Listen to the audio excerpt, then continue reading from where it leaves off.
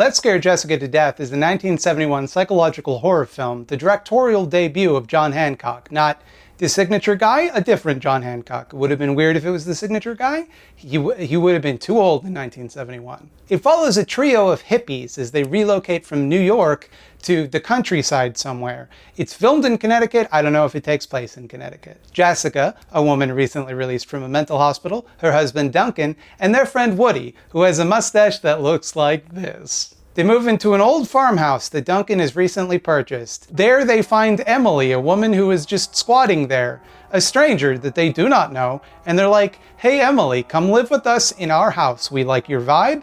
You can live here if you want." And she's like, "Cool, guess I will."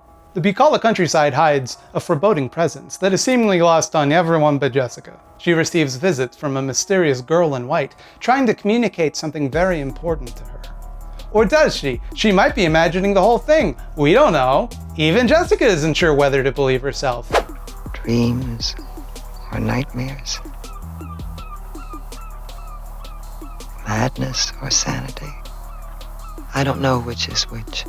Throughout the film, we're privy to Jessica's intrusive thoughts. Not her internal monologue necessarily, just the thoughts that she thinks to herself privately that she'd rather not think. And they tell her simultaneously that she's in great danger and she has to get out of there, but also she's imagining it all and she's going crazy and everybody's mad at her. Mood. In this way, the intrusive thoughts don't simply intrude in Jessica's mind, but also into the narrative of the film itself. We are forced to experience Jessica's intrusive thoughts the way that she experiences them. Sorry everybody, that's Bobby calling Moshi Moshi. Hey Mathildred, it's me, Bobby Duke, star of the channel. Yep, I know. Hey, guess what? You remember when you said that the Bobby Duke Detective Agency would never get off the ground? No, what I said was, you have a lot of jobs already. Maybe you should focus on the jobs that you already have. Well, guess what, Smarty Pants? I just got hired to solve a murder most foul. Bobby, private detectives don't solve murder. I got all the clues right here. I got a whole dossier full of clues. I'm gonna crack the case. Are you sure it's not my box from huntakiller.com? Hunter-killer? What's that? Oh, Bobby, I'm so glad you asked. Hunter-Killer is a murder mystery subscription box. They send you a box full of clues to sift through, and then you can investigate the mystery yourself. It's like having an ARG or escape room mailed directly to your house. This is an immersive experience that lets you work through the mystery yourself at your own pace. You have actual, tangible clues to sort through. They sent me 2 boxes to check out. Episode 1 of their Curtain Call and Blair Witch stories. When I opened the Blair Witch one, it has all the usual stuff, some maps, some police reports, that kind of thing. But it also had this pen. This is a UV pen that lets you see things written in invisible ink. So now I'm just scanning through all these documents with a UV light looking for hidden clues, and I noticed there's some messages written with a cipher, so I'm going through the documents looking for the key to the cipher. Suffice to say, it puts you in a headspace. Do you have what it takes to hunt a killer? Go to huntakiller.com/scaredycats and use coupon code scaredycats at checkout to get 20% off your first box. I do. I have what it takes. Clearly not, Bobby. I had to explain that this was a subscription box and not real to you. I would have thought the Blair Witch branding would have given that away. You're not a detective and you never will be. You'll never crack a real case. Anywho, LSJTD is a surreal nightmarescape where everything on screen is potentially part of something sinister happening just out of view. It cultivates a real sense of paranoia that leaves you on edge at all times. Something's off, but it's seldom clear whether there's something strange happening or whether it's all just stuff that Jessica's imagining or normal stuff that she's gotten worked up by.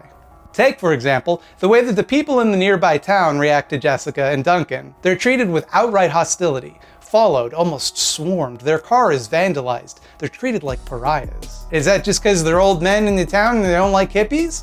Or is something else driving them to act that way? It's just weird enough to make you wonder. The way the old men smile serenely and just get in Jessica's face. The way they're wearing bandages. Everybody in this town seems to be wearing bandages for some reason. Or when how Jessica goes to a farmhouse to buy eggs and the chickens, which are all clearly roosters for some reason, scream at her. Like literally scream at her.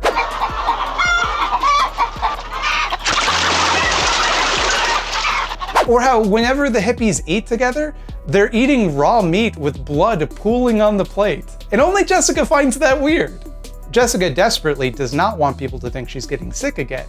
So there are lots of little moments in the movie where she notices something is wrong but dismisses it because she doesn't want to bring it to people's attention and then have people not believe her. Or maybe she doesn't believe it herself, maybe she thinks she's imagining it. And as the events pile up, she grows more and more isolated, unable to explain what is happening to her housemates, lest they think she's losing her mind.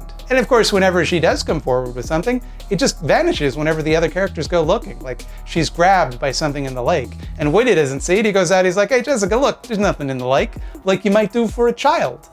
She finds a dead body, and it's not there when Duncan comes to see it. Is there some supernatural force toying with her? Or is she losing touch with reality? She doesn't know. She can't know. All the while, her increasingly erratic behavior takes its toll on her marriage. Duncan tries to convince her to go back to New York to see her doctor again, but Jessica is hurt by this and tells Duncan just to leave her already if being with her is so hard. Jessica also begins to suspect that Emily and Duncan are having an affair, which it turns out, yeah, kinda. Jessica and Duncan find a mole in a nearby graveyard. In the movie, it is presented as a mole, though when they show it, it's clearly a mouse. Why wouldn't you just make it a mouse? And they take it home to keep it in a fishbowl, which is pretty fucked up because that's a wild animal, you weirdos. Anyway, that night, something kills the mole with a knife, and it doesn't look like a very sharp knife. And all of the characters just kind of assume Jessica did it. I know you all think I did it. I didn't do it. I didn't do it. Which makes it clear to Jessica that they not only think she's unreliable, but dangerous. They will not back her up. They will not believe her. And so as things grow more and more frightening to her, she's on her own, trapped in the middle of nowhere, surrounded by hostility, and treated like a burden to be managed. All the while, there's something out there playing with her. And I don't want to spoil the ending for you because it's truly bizarre and surprising, and it all comes together in a very satisfying way, but one that I, at least, genuinely did not expect, despite the movie going out of its way to foreshadow it several times. It all culminates in one of the most unforgettably haunting sequences ever committed to film. And I'm not the only one to think so, neither. Rod Serling, the Twilight Zone guy, but not the new Twilight Zone, which is bad, the original one, which is good, and Stephen King both consider this movie to be one of the scariest films they've ever seen. Word of caution, however, it might not be scary in the way that you're expecting. Like, there's no Bagul who's gonna pop out and scream at you. There's very little of that sense of tension. Like, there's never gonna be a jump scare in the movie. It's the type of scary you need to buy into a little. Like, it's easy to shrug off, especially given the cheap looking makeup effects, the slow plodding atmosphere, and very silly 70s clothing. It's scary in a confusing way, where you know that things are not as they should be, but not in a way that you can explain. You know something's wrong, but you don't know why you know that. And of course, the film has a lot of interesting things to say about the way the world treats mentally ill people, the ways that their experiences are waved away, the ways that they're assumed to be dangerous simply for being distressed, the ways that having your perspective rationalized away isolates you, until you're not sure what parts of your mind are you, and which parts are the illness, which parts to listen to, and which parts to manage. In one scene, and content warning here for suicidal ideation, where Jessica has barricaded herself in her bedroom to get away from what she believes to be a supernatural force pursuing her, whatever it is can project its thoughts into her mind. And it tells her, what have you got to live for anyway?